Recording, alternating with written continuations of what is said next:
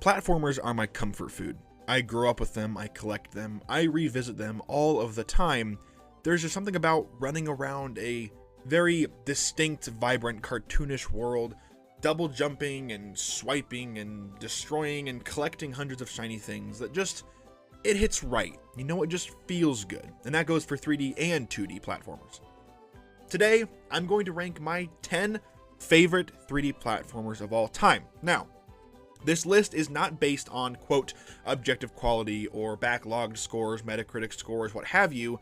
These are the 3D platformers that stuck with me, the ones that live rent-free in my head that I'm always thinking about, and the ones that I think are worth celebrating. And if some of your favorite platformers aren't on this list, or if they're a little lower than maybe that you would rank them, that's totally fine. This isn't the right list, it's just mine, and I would love to hear yours down below. But before we get in, make sure to like and subscribe to the channel. We're almost to 7,000 subs. Thank you guys for stopping by. Now let's get into the list. Coming in at number 10 is the one that everyone wanted to love, and some of us do, YookaLaylee. Made by X-Rare devs who helped define the genre all the way back in the 90s, the game had massive shoes to fill, and to some it did, but to a lot, not so much. While it didn't quite reach the heights and the insane levels of polish and replayability that BanjoKazooie hit, I still really loved this game. The worlds are bright, they're imaginative, the humor is surprisingly well done and very classic Rare coded, and the music by Grant Kirkhope and David Wise is just so great. Yes, the controls are a little bit floaty and the level expansion mechanic is weird, and a lot of the time I just really didn't quite know where to go. But when it clicks, it really scratched that classic collectathon itch that I wanted. It's like a slightly off-brand Banjo sequel, and sometimes that's all I need. Coming in at number 9, we have RatchetandClank Up Your Arsenal. I know a lot of people are going to be very happy seeing a Ratchet and Clank game on this list. Up Your Arsenal is where the Ratchet and Clank franchise really went full speed. This game cranked up the action, it leaned into the absurdity, and gave us a ridiculously fun arsenal of weapons. The Sheepinator, the Suck Cannon, all of it is iconic. But what really made this entry special, and what a lot of people consider this is the best Ratchet & Clank game, was how it blended the tight level design and fast-paced shooting and hilarious writing that still holds up. This game is so funny, and it's rated T for a reason. There are a lot of jokes in here where I'm like, wow, this was really ahead of its time. It's kind of less a platformer and more a third-person shooter with platforming DNA baked in, but it still deserved a spot, very much a 3D platformer. The variety, the pace, the characters, Captain Quark getting a huge role, the insane replayability locked this in as a personal favorite of mine. Coming in at number 8 is another Sony game, Astrobot. Astrobot is one of the best surprises of the past decade.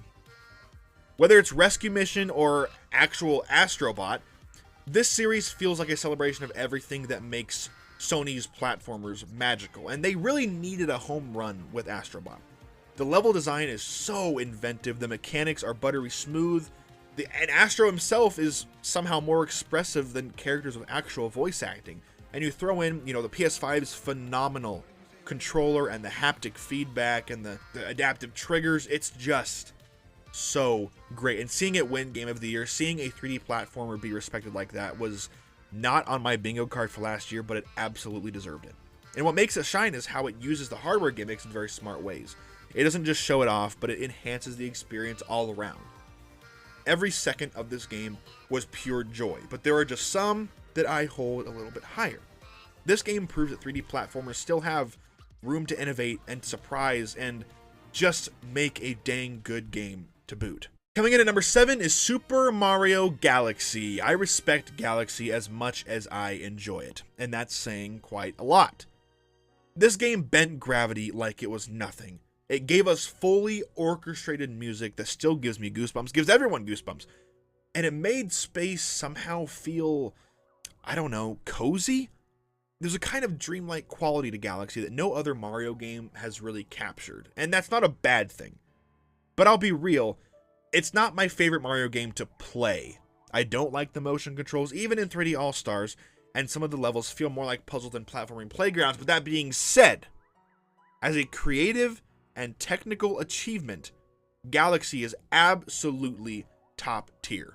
It is a weird, wonderful masterpiece that I think every, not even just Mario or platforming fan, but just every video game enjoyer needs to experience at some point.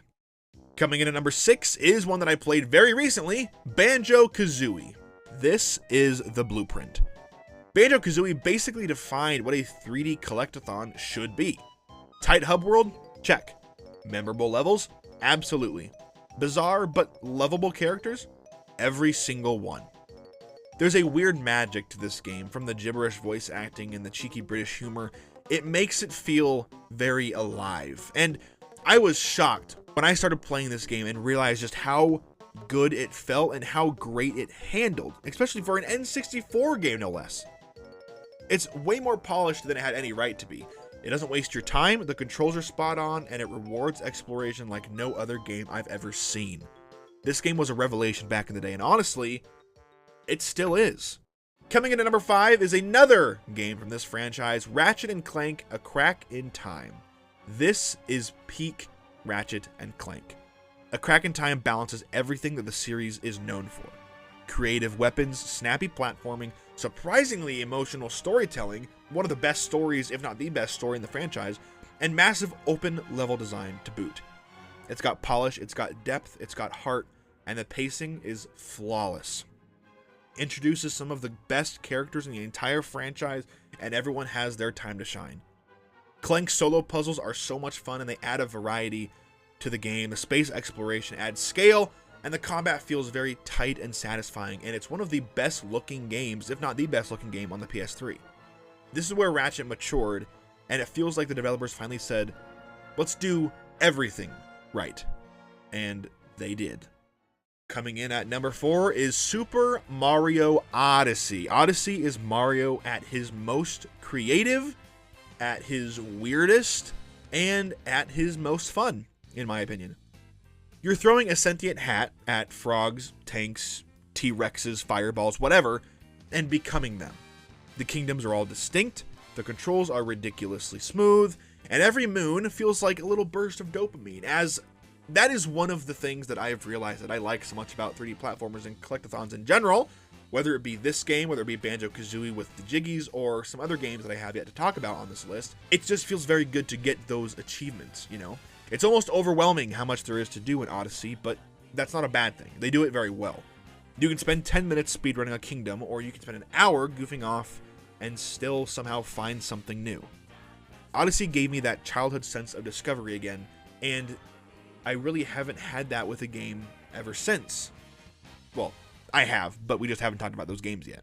Coming in at number 3, Donkey Kong 64. Now, look, I know DK64 is bloated, it's overstuffed, and it's a borderline broken game, and I adored every second that I spent with it. Yes, there are too many collectibles.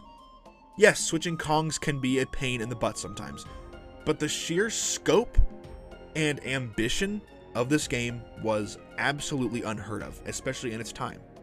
Each character has their own moveset, their own collectibles, their own instruments. It's wild, and not anything that I was expecting going into this game. But more than that, it's atmospheric. The caves, the jungles, the sound design. This game has vibes. Plus you have the DK rap. Come on, it's instant bonus points for that.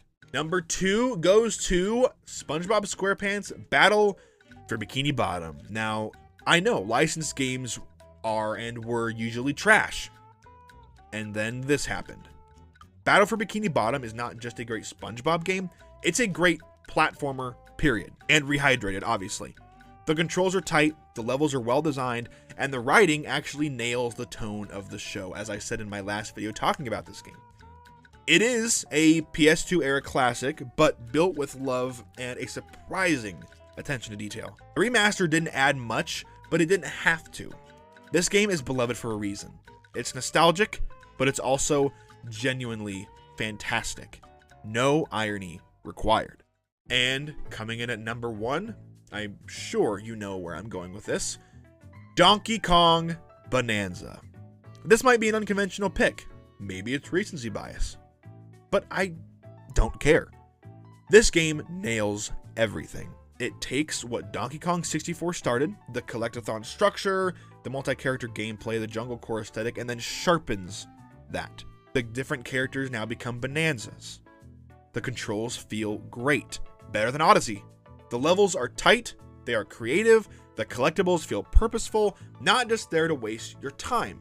And most importantly, this game has soul, charm, personality, something to say.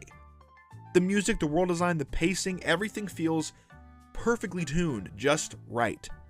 It's the kind of game that doesn't just entertain you, it sticks with you, and it has. It's rare when a game feels like it was made specifically for you, but that's what Bonanza did for me. So that's my list, everybody. My 10 favorite 3D platformers of all time. Now, I'm sure this is going to change, maybe even by the time the video goes up. But these are the ones that I love and the ones that I think deserve to be in my top 10. Do you agree? Do you disagree? Want to argue about DK64's camera or why Galaxy deserves number 1? Go for it.